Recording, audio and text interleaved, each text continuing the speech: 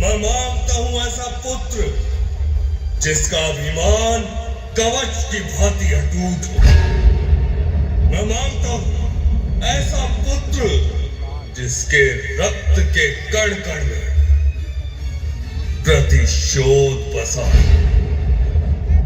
मुझे ऐसे पुत्र की कामना है जो द्रोण का शीश काट कर मेरे चरणों में अर्पित करे।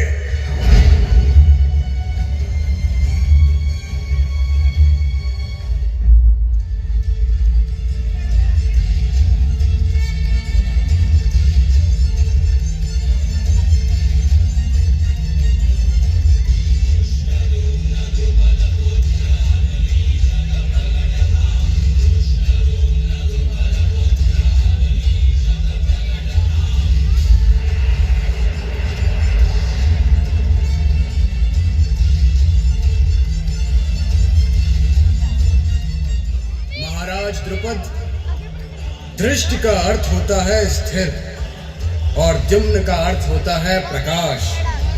सदा सदा जिसका प्रकाश रहेगा, ऐसा पुत्र प्रदान किया है आपको देवताओं ने। इसका नाम होगा दृष्टद्युम्न।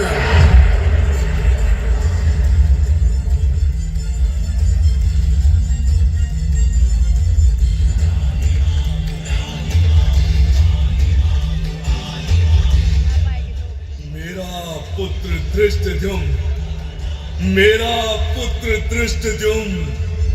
आशीर्वाद दीजिए पिताजी।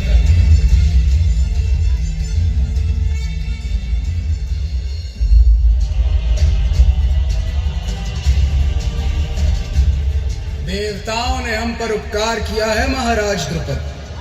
हमारे पुण्य के बदले में आपको प्रसाद दिया है। अब समय आ गया है उस महाप्रसाद को प्राप्त करने का जो आपके भाग्य में लिखा है। अपनी पुत्री के जन्म के लिए आहुति दीजिए महाराज।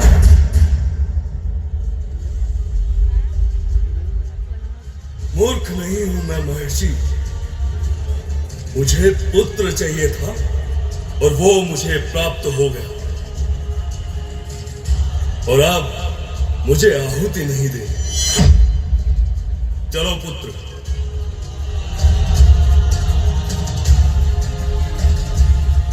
ठहरो महाराज द्रुपद, इस यज्ञ से निकलने वाली कन्या आर्यवर्त का भाग्य है, जिसे आपको स्वीकार करना ही होगा। महर्षि, कोई स्त्री कभी किसी का भाग्य नहीं होती, और पिता को पुत्री से कभी कुछ प्राप्त नहीं होता।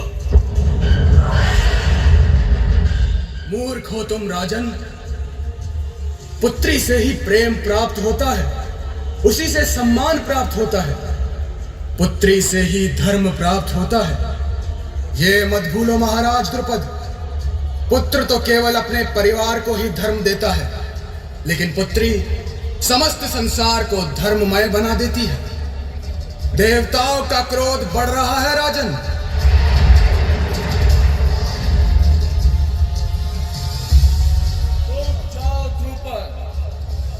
तुम इस यज्ञ को अपूर्ण नहीं छोड़ पाओगे, तो अपनी